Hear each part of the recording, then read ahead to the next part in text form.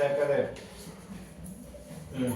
हमारी आंखों की और चंडिका कट प्रदेश की रक्षा करे। चित्रघंटा वाले की घाटी की और महामाया तलु में रखकर रक्षा कर। कमाली तोड़ी की और रोनमला मेरी वाणी की रक्षा कर। वज्रकाली की वाह पृष्ठबंध में रखकर मेरी रक्षा कर। कंठ के भारी भाव गिरु और कंठ के नदी में नलकू रक्षा कर। दोनों खंडों में खड़ंगिनी और मेरे दोनों भुजाओं के बंधे धारण रक्षा कर। दोनों हाथों में उंगलियों में रक्षा कर।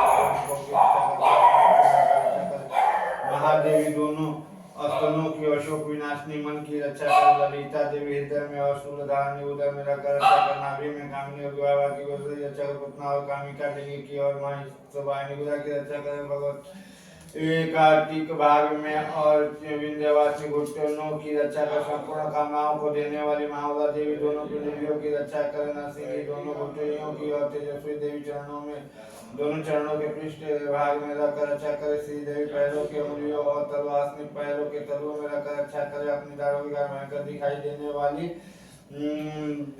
दृष्टि कराली देवी नखों की और ऊर्ध्व केसनी केशों की रक्षा कर। मावलियों के छिद्रों में कवि त्वचा की बागेश्वरी रक्षा कर। पार्वती रक्त में जाओ समान हड्डी मेद की रक्षा करे। आंतों की कालरात्रि पीत की मुक्तेश्वरी रक्षा कर। मूलाधार आदि कमल केशों में पद्यवती और कप के चूड़ामणि स्थित होकर रक्षा कर। नाक के तेज की ज्वालामुखी रक्षा कर जिसके किसी भी अस्त्र से वेदन नहीं हो सकता। वैदा देवी शरीर की समस्त संधियों में रखकर रक्षा कर। ब्रह्मांड अपने वीर की रक्षा कर। क्षत्रिय छाया की तरह धन देवी मेरे अहंकार मन और बुद्धि की रक्षा करे। मां हृदय में वज्र धारण करने वाली वज्रस्था देवी में प्राण अपान ज्ञान उदान और शमान वायु की रक्षा के। कल्याण से सुशोभित होने वाली भगवती कल्याण सोमना में प्राण की रक्षा करे। रस रूप गंध शब्द स्पर्श इन विषयों का अनुभव करते समय योगेश्वरी देवी रक्षा करे तथा सतोगुण रजोगुण और तमोगुण की रक्षा सदा नारायणी करे।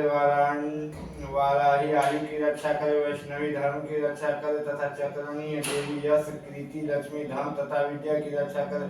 आप मेरे गोत्र की रक्षा करे। चंडिके तुम मेरे पशुओं की रक्षा करो। महालक्ष्मी पुत्रों की रक्षा करे और भैरवी पत्नी की रक्षा करे। मेरे पति की सुख तथा माँ की क्षमा की रक्षा करे। राजा के दरबार में महालक्ष्मी रक्षा करे तथा सर्वस्व रहने वाली विजया देवी संपूर्ण भयों से मेरी रक्षा करे। देवी जो स्थान कवच में नहीं कहा गया तो रक्षा से रहित हो वह सब तुम्हारे द्वारा सुरक्षित हो क्योंकि तुम विजय सामने पाप नाशनी हो। यदि अपने शरीर का भला चाहे तो मनुष्य बिना कवच के कहीं एक पग भी न जाए। कवच का पाठ करके ही यात्रा कर। कवच के द्वारा सब ओर से सुरक्षित मनुष्य जहाँ भी जाता है वहाँ उसे धन लाभ होता है तथा संपूर्ण कामनाओं की सिद्धि करने वाली विजय की प्राप्ति होती है। वह जिस अभीष्ट वस्तु का चिंतन करता है उसको निश्चय प्राप्त कर लेता है। वह पुरुष इस पृथ्वी पर तुलना रहित मान्य का भागी होता है। कवच से सुरक्षित मनुष्य निर्भय हो जाता है। युद्ध में उसकी पराजय नहीं होती तथा तीनों लोगों में पूजनीय होता है। देवी की यह कवच देवताओं के लिए भी दुर्लभ है। जो नियम प्रतिदिन नियम पूर्वक संध्याओं के समय श्रद्धा के साथ अपना पाठ करता है इसे देवी कला प्राप्त होती है तथा वह तीनों लोकों में कहीं भी पराजित नहीं होता। इतना ही नहीं वह मृत्यु से रहित 100 से भी अधिक वर्षों तक जीवित रहता है। मकई चेचक को और कोढ़ आदि इनकी संपूर्ण व्याधियां नष्ट हो जाती है। कने भांग धतूरे आदि का विष सांप और बिच्छू आदि के काटने से चला हुआ जर्दन विष तथा इथेन और तेल के प्रयोग आदि से बनने वाला कृत्रिम विष ये सभी प्रकार के विष दूर हो जाते हैं। इसका कोई भी असर नहीं होता। इस पृथ्वी पर महान मोहन आदि जितने विचारी प्रयोग होते हैं इस प्रकार जितने मंत्र यंत्र होते हैं वे सब इस कवच को हृदय में धारण कर लेने पर उस मनुष्य को देखते ही नष्ट हो जाते हैं। वही नहीं पृथ्वी पर भी चलने वाले ग्राम देवता आकाश है देव के विशेष जन्म के समय से प्रकट होने वाले गौर उपदेश मात्र से सिद्ध होने वाले निम्न कोटि के देवता जन्म के साथ प्रकट होने वाले देवता कुल देवता माला डाकनी सागरी अंतरिक्ष में विचरने वाले अत्यंत बलवती भयानक डाकनी अग्रह भूत पिचासी अक्षगंधर्व राक्षस पुष्पांड भैरव आदि अनिष्टकारक देवता वेद में कर धारण किए जाने पर भी उस मनुष्य को देखते ही भाग जाते हैं। कवचधारी पुरुष को राजा के समान वृद्धि प्राप्त होती है। यह कवच मनुष्य के तेज की वृद्धि करने वाला और उत्तम है। कवच का पाठ करने वाला पुरुष अपनी कीर्ति से विभूषित भूतल पर अपने सूर्य के साथ वृद्धि प्राप्त होता है। जो पहले कवच का पाठ करके उसके बाद सरस्वती चंडी का पाठ करता है उसकी जब तक वन पर्वत और कानूनों से जब पृथ्वी टिकनी रहती है तब तक यहाँ पुत्र और संतान परंपरा बनी रहती है। फिर देह का अंत होने पर वह पुरुष भगवती महामाया के प्रसाद से उसने पद को प्राप्त होता है जो देवताओं के लिए भी दुर्लभ है। वह सुंदर दिव्य रूप धारण करता है और कल्याण में शिव के साथ आनंद का भागी होता है। ओम जय मां ओम चंडिका देवी को नमस्कार। मार्कंडेय जी कहते हैं भागवत जयंती मंगला कार्य भद्रकाली कमान जो का क्षमा सेवा दाती स्वाहा इन नामों से प्रसिद्ध जगदम्बिके तुम्हें मेरा नमस्कार। देवी चामुंडे तुम्हारी जय हो। संपूर्ण प्राणियों को पीड़ाने वाली देवी तुम्हारी जय हो। सब में व्यक्त रहने वाली देवी तुम्हारी जय हो। काल रात्रि तुम्हें नमस्कार। मधुकर को मानव ब्रह्मांड को वरदान देने वाली तुम्हें नमस्कार। तुम मुझे रूप दो जय जय काम को दाती शत्रुओं का नाश करो। महिषासुर का नाश करने वाले तेरे भक्त को दान देने सुख देने वाली देवी तुम्हें नमस्कार। तुम रूप में जो काम को आदि शत्रुओं का नाश करो। तुम इसका वध करने वाली तेरा चंद्रमुंड का विनाश करने वाली देवी तुम रूप में जो काम को आदि शत्रुओं का नाश करो।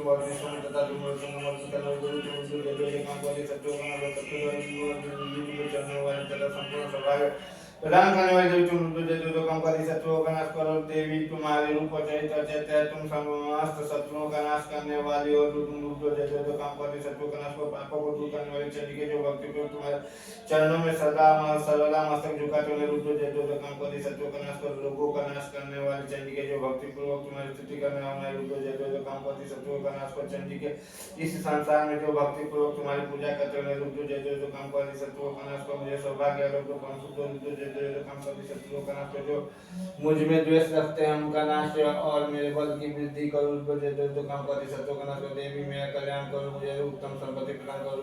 जो काम को आदि शत्रुओं का नाश करो। के देवता और दोनों ही अपने माथे के मुकुट की मणियों को तुम्हारे चरणों में सदा घिसते रहते। तुम जो काम को आदि शत्रुओं का नाश करो। तुम अपने भक्तजनों को यशस्वान यशस्वी और लक्ष्मीवान बनाओ तथा जो काम को आदि शत्रुओं का नाश करो।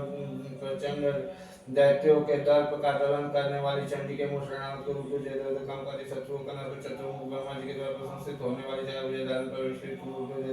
को आदि शत्रुओं का नाश करो। देवी अम्बिके भगवान विष्णु नित्य निरंतर भक्ति पूर्वक तुम्हारी स्तुति करते रहते हैं। जो काम को आदि शत्रुओं का नाश करो। हिमालय कन्या पार्वती जी के पति महादेव जी के द्वारा प्रशंसित होने वाले परमेश्वर जो काम को आदि शत्रुओं का नाश करो। सचिपति इंद्र के द्वारा सदा वर्ष पूजित होने वाले परमेश्वर जो काम को आदि शत्रुओं का नाश करो। प्रचंड भय भुज दंड वाले दैत्यों का घमंड चूर करने वाले देवी तुम जो काम को आदि शत्रुओं का नाश करो। देवी अम्बिके तुम भक्ति पूर्वक सदा आदि आनंद प्रदान करते रहते हो। मुझे जो काम को आदि शत्रु का नाम की इच्छा के अनुसार चलने वाली मनोहर पत्नी प्रदान करो। जो दुर्गम संसार सागर से तारने वाली तथा उत्तम कुल में उत्पन्न हुई हो। जो मनुष्य इस स्रोत का पाठ करके फिर सरस्वती रूपी महास्रोत का पाठ करता है वह सरस्वती को जब संख्या से मिलने वाले श्रेष्ठ फल को प्राप्त होता था। साथ ही वह प्रचुर संपत्ति भी प्राप्त कर लेता है।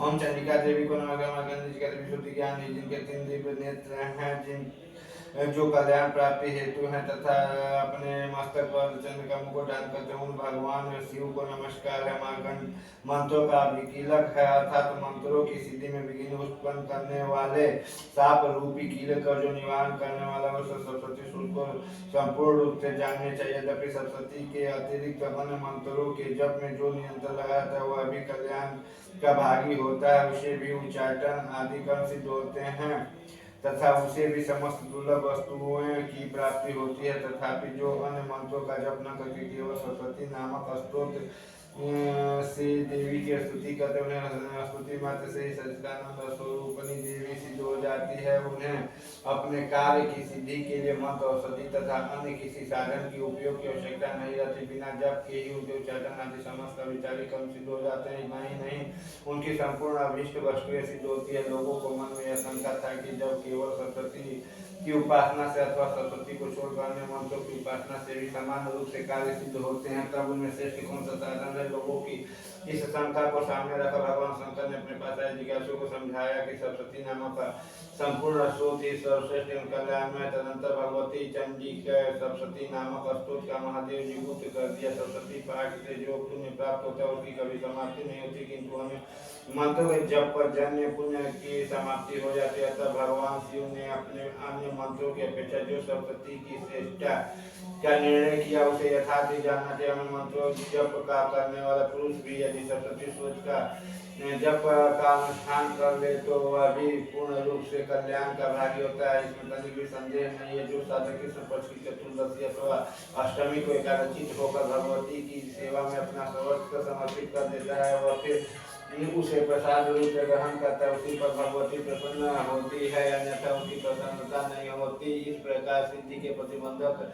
रूप कील के द्वारा महादेव जी ने इस स्रोत को पवित्र कर रखा है, जो प्रोक्त रीति से निष्कीलन करके इस सरस्वती स्वरूप को प्रतिदिन स्पष्ट उच्चारण पूर्वक पाठ करता है वह मनुष्य सिद्ध हो जाता है, वही देवी के प्रसाद होता है, वही गंधर्व होता है। सर्वत्र चलते रहने पर भी इस संसार में उसे कहीं भी भय नहीं होता, वह पृथ्वी के बस में पड़ता है तथा देह त्यागने के अंतर मोक्ष प्राप्त कर लेता है। कीलन को जानकर उसका परिहार करके ही सरस्वती का पाठ आरंभ कर, जो ऐसा नहीं करता उसका नाश हो जाता है। इसलिए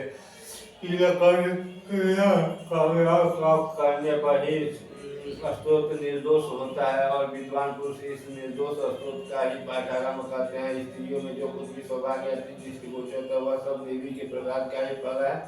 अतः इस कल्याण में स्रोत का जब सदा जप करना चाहिए। इस स्रोत का मन स्वर से पाठ करने पर 16 फल की प्राप्ति होती है और स्वर से पाठ करने पर पूर्ण फल की सिद्धि होती है। अतः उच्च स्वर से ही पाठ आरंभ करना चाहिए, जिसके प्रसाद से ऐश्वर्य सौभाग्य आरोग्य संपत्ति शत्रुनाश तथा परम मोक्ष भी सिद्ध होते हैं।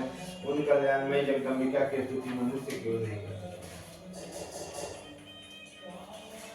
परमेश्वरी मेरे द्वारा रात दिन सहस्त्र अपराध होते रहते हैं, मैं दास से समझ कर उन अपराधों को कृपा करो क्षमा करो। परमेश्वरी मैं महान नहीं जानता था, विसर्जन करने का ढंग भी नहीं जानता, क्षमा करो देवी सुरेश्वरी। मैंने जो मंत्रहीन भक्तिहीन क्रियाहीन पूजन किया है वह आपकी कृपा से पूर्ण हो सके। अपार करके तुम्हारे शरण में जाने के उनके पुकारते उसे वह गति प्राप्त होती जो ब्रह्मादि आदि देवताओं के लिए विशुल्लभ है।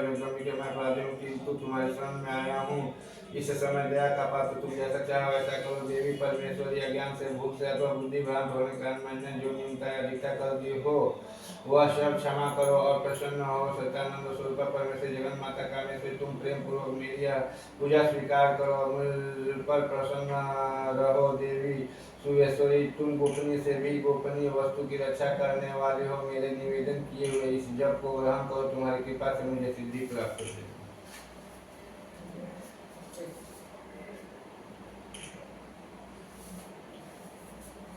चलिए आरती का तैयारी कीजिए। चलो